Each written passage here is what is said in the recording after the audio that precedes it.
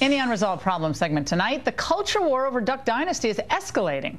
Late last week, A&E caved into pressure from fans and reversed its decision to suspend patriarch Phil Robertson from the hit show after he sounded off on gays, race, and religion in a magazine interview. Now the network is under fire from liberal activists. Phil Robertson and the Duck Dynasty is part of a majority white supremacist culture that either consciously or unconsciously incubates hatred toward those who are different. With me now is Howard Kurtz, the host of Media Buzz, which airs Sundays at 11 a.m. here on FNC.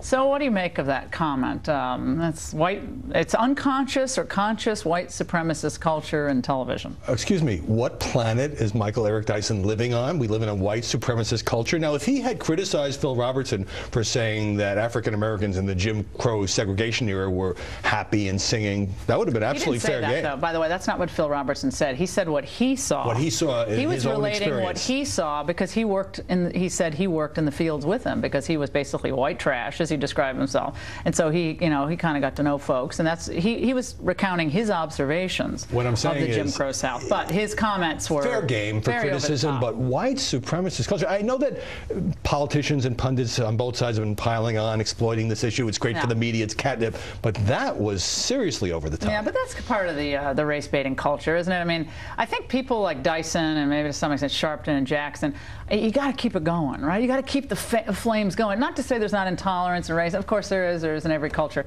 But my goodness, I mean, our society is probably more pluralistic, more open, more tolerant than I think than most major powers. I mean, maybe with the exception of maybe in Brussels or in France or something.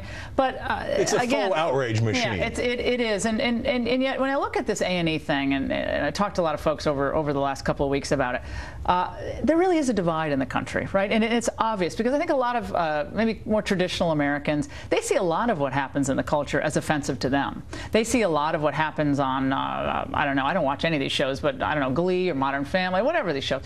Some of them are fun and funny, but they see that's not my deal. That's not the way I live my life. Those aren't the values I represent. But I don't see a lot of people asking for people to be fired because what happens on those networks are offensive to them. But here Phil Robertson gives an interview about his views, his personal views, and it's GLAAD comes out and all these people, he's a horrible person, it's intolerant.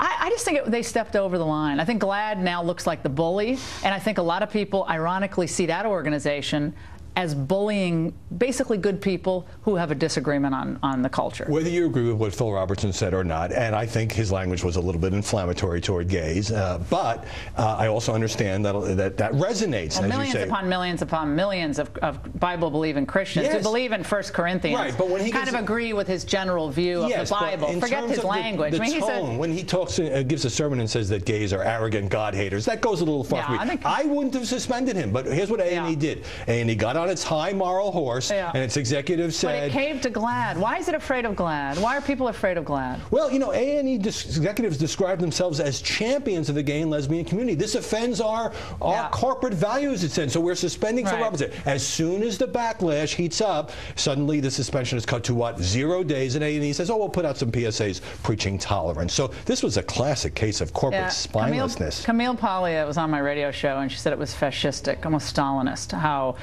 the GLAAD forces came in and tried to invoke their own little star chamber against him. I think basic fairness, sense of fairness, is what sort of changed the dynamic here, and I think A&E got hit really hard. But I do think, Laura, that this is a throwback to the culture war of 8 or 9 years ago when we were arguing about gay marriage, and now gay marriage is legal in 18 states. It does seem like... Maybe GLAAD is irrelevant at this point. A lot of people now whispering that. Howard, thanks so much. Great to see you. Happy New Year. And would like to remind you the 2 upcoming Boulder Fresher shows featuring Bill and Dennis Miller. Just 20 VIP seats remain for the show on Friday, March 28th in North Charleston in South Carolina, and at North Charleston Performing Arts Center. And tickets to the show the next day, March 29th in Knoxville, Tennessee at the Knoxville Civic Auditorium will sell out very quickly. And please check out BillO'Reilly.com, where we have big discounts in the Christmas store. Remember, premium members get additional discounts as well. And when we come back, 2 terror bombings killed dozens in Russia just weeks ahead of the Olympic Games.